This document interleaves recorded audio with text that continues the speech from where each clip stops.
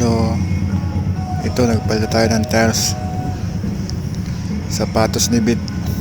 Pinahinga ko na si Beast Tire. Kasi may nabasa ako sa Grab. Kailangan umatin sa mandatory inspection. Yan. Pag-click ko sa inbox, yan, nakita ko dito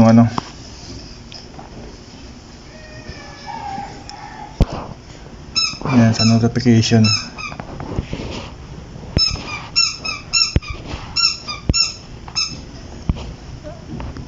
Yan, ito.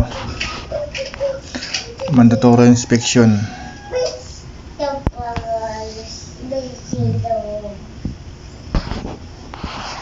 Yan, dahil hindi ka naka-attend sa inyong inspection schedule, ma-reject ang iyong account.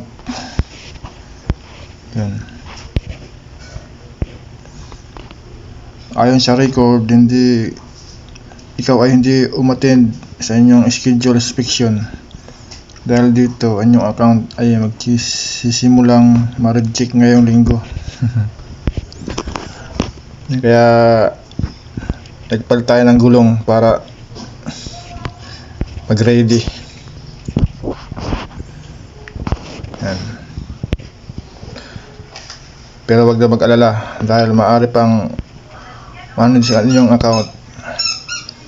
Mag-walk-in simula Monday to Friday except holiday para mapa-impix vehicle at GR. Privilege Village, Marikina. Yan. Double check ang mga sumusunod. Plate number sa OCR, gulong, kusina, heat guard, shock advance, yan, muffler, side mirror. Gear inspection, magsuot ng helmet, galbut, t-shirt, long sleeve, close shoes. Yan, sa likod natin ay second na lang nilalagay ko. Hindi na brand new. Sa harap lang naman yan yung maganong bugbog. Yan, nimili tayo ng medyo makapal-kapal pa. Pwede pang pakbakan. Libre lang to. Kaso may nangyari, yung pagkabit sa gulong dahil palang butas, sumirit.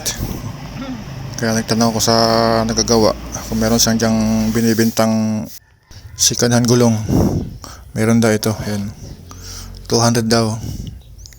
Yan, 200 lang bili ko dyan. Bago pa, makapal pa. Di ko alam kung bakit ayaw nila nito. Ito, paglabas ko ng bahay, may pumasok na booking. If Bautista Ugong, papuntang Cubao. Pagka-drop ko, yun, dumiretso na ako ng Marikina.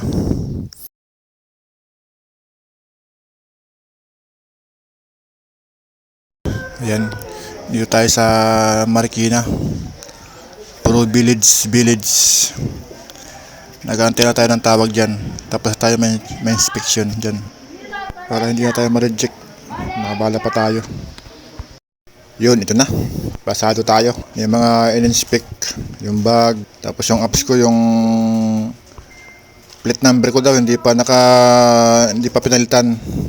MBPL pa rin. Sabi sa akin, palitan mo daw. Ako na daw bahala magpalit. Yan, tapos biyahe na ulit tayo. Daming rider na umattend para hindi ma-reject.